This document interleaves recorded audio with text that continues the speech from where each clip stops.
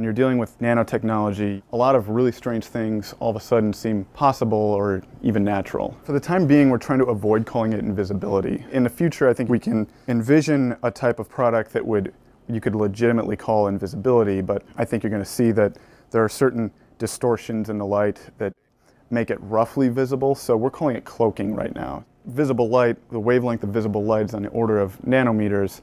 Nanoparticles are on the right scale to sort of interact with that and manipulate it.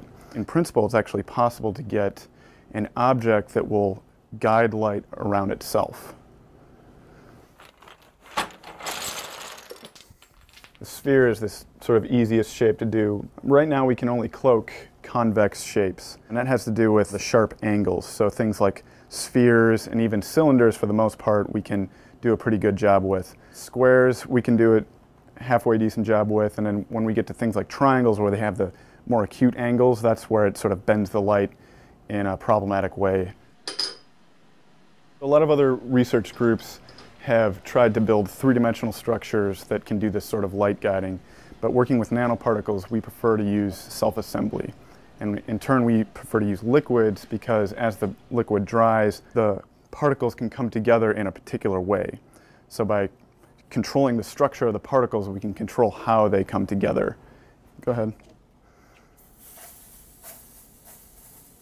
Now it's important to get the droplet size right since this is sort of a surface area effect, so that's why we're using this atomizer. Of course, it takes a while for the students to get the technique down. If things don't dry evenly, that adds to the distortion of the light.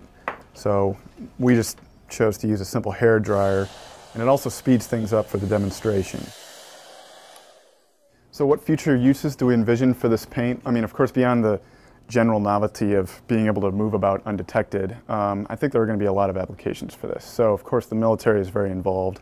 Invisible buildings and invisible vehicles. We provide new ideas, and it's society that decides, how new technologies will be used. Because, of course, we envision this being used on the skin.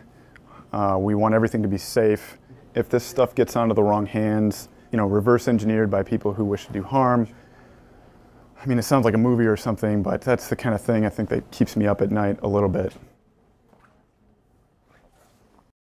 Well, basically, the words would be too great to say teleportation, but in a way, the broken key has disappeared from the current location and it showed up in a different ion chamber.